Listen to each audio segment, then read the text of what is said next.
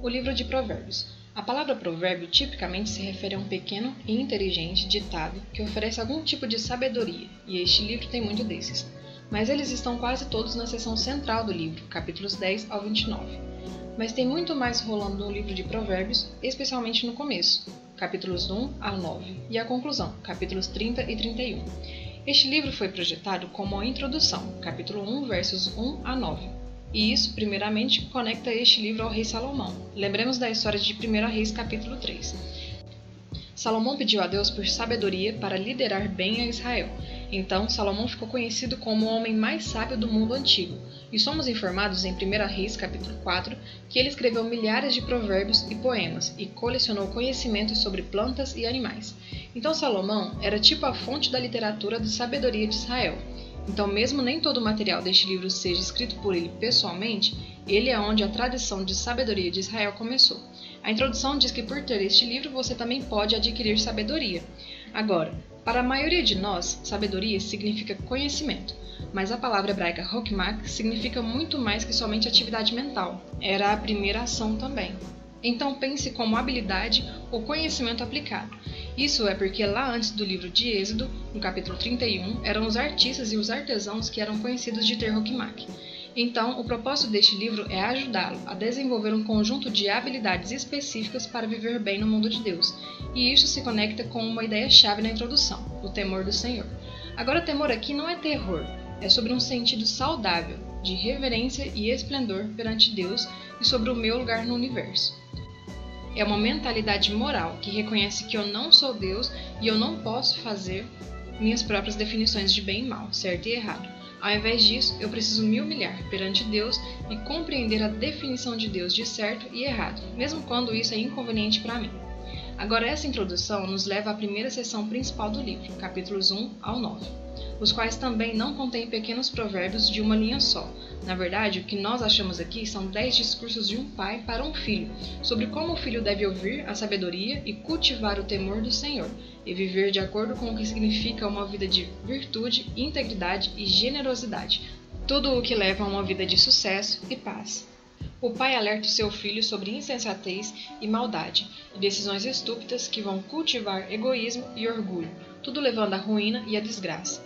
Então, o filho deve fazer com que buscar a sabedoria e o temor do Senhor sejam seu mais alto objetivo na vida.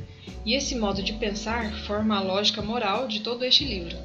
Agora, esses discursos do pai também nos dá uma dica de que é a literatura bíblica de sabedoria e como ela é diferente de outras partes da Bíblia. Estes livros exploram como viver bem no novo mundo de Deus, mas sabedoria não é o mesmo que lei, tipo a que Moisés deu a Israel no Monte Sinai. E não é o mesmo que profecia, o discurso divino do povo de Deus. Ao invés disso, a literatura da sabedoria tem um conhecimento acumulado do povo de Deus, através das gerações, e como viver de uma maneira que honre a Deus e os outros. Então, por meio do livro de Provérbios, agora estes textos sobre sabedoria têm sido colocados juntos como a palavra de Deus e sabedoria para o seu povo, o que conecta a outra coisa que você encontra nos capítulos 1 ao 9. Aqui temos 4 poemas da Senhora da Sabedoria. Aqui, a sabedoria foi poeticamente personificada como uma mulher, que chama a humanidade para prestar atenção e segui-la. A sabedoria diz que ela é entrelaçada no tecido do universo. Então, em qualquer lugar que você vê alguém fazendo decisões sábias, eles estão contando com ela. Então, sempre que você vê alguém sendo generoso ou tendo integridade sexual ou defendendo a justiça, eles estão com base na sabedoria. Estes poemas da Senhora Sabedoria são uma maneira poética criativa de explorar essa ideia de que nós vivemos no universo moral de Deus e que a justiça e bondade são realidades objetivas, que ignoramos ao nosso próprio perigo. Então, temendo ao Senhor, vivendo sabiamente, é viver de acordo com o universo.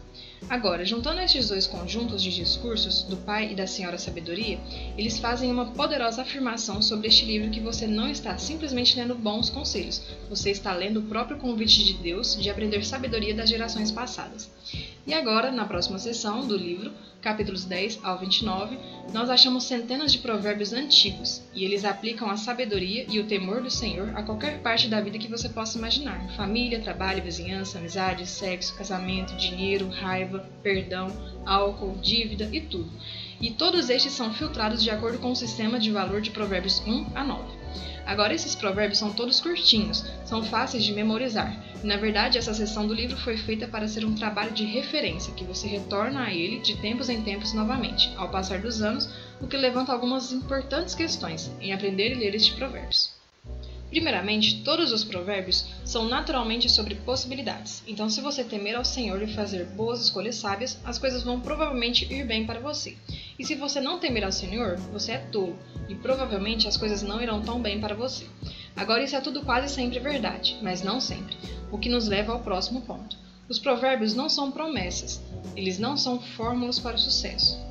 Então, alguns provérbios, por exemplo, o temor do Senhor prolonga a tua vida, mas os anos do perverso são encurtados. Ou, guie a criança no caminho que ela deve andar, e quando ela crescer, não se desviará dele. Então sim, temendo Deus, sendo uma pessoa com moral, irá muito provavelmente levá-la a uma vida maior e mais longa, e educar suas crianças numa casa estável e amorosa de fato os configura bem. Mas não há garantias, muitas coisas podem e de fato vão dar errado no nosso mundo. Então, finalmente, os provérbios naturalmente focam em regras gerais, mas não nas exceções, que são muitas. E os livros da sabedoria não são, na verdade, ignorantes sobre isso. As exceções são sobre o que os outros livros de sabedoria, os livros de Jó e Eclesiastes, falam.